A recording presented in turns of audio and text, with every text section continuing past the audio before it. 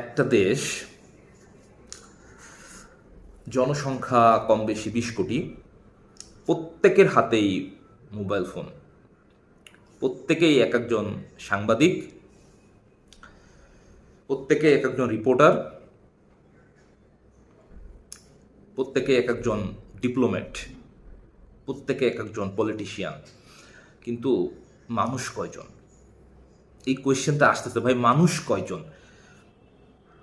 ভাই একটা ছোট্ট শিশু যার সারা শরীর পুড়ে গেছে,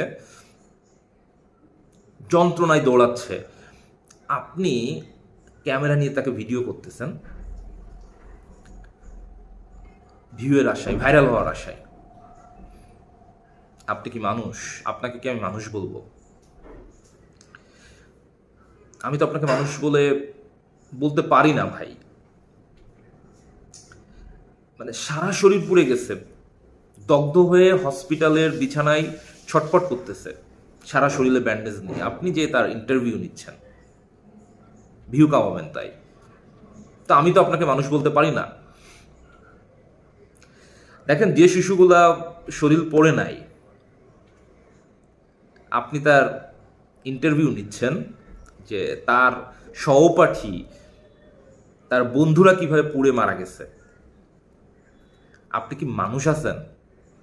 আপনি কি বুঝতে পারেন ওই ছোট্ট বাচ্চা হয়তো তার শরীর পড়েনি, কিন্তু তার মনের অবস্থা আন্দাজ করার মতো মনুষ্যত্ববোধ আপনার আছে?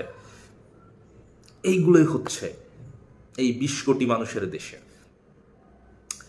আমার তো মাঝে মাঝে এখন মনে হয় আমাদের একটা শ্রেণী বসেই থাকে যে এই ধরনের দুর্ঘটনা হোক, আর আমি ফার্স্ট ভিডিও করব, ভিডিও করে সোশ্যাল মিডিয়ায় ছাড়বো আর ভিউ কামাবো।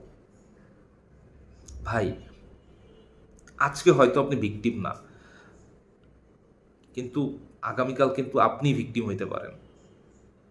অনেক হয়েছে, এবার একটু থামেন। ভিউ ব্যবসাটা একটু থামান, নিজের বিবেক দিয়ে একটু চিন্তা করেন। আপনি যখন ভিকটিম হবেন তখন কিন্তু আপনাকে সেভ করার কেউ থাকবে না। সবাই আপনার এই যে যন্ত্রণা ভিডিও করে ভিউ কামানোর চিন্তা করবে। এই ট্রেন্ড, আমার মনে হয়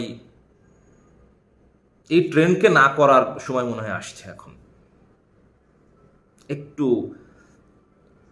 এইটা ভাবার মনে হয় সময় আসছে। সবাইকে ধন্যবাদ।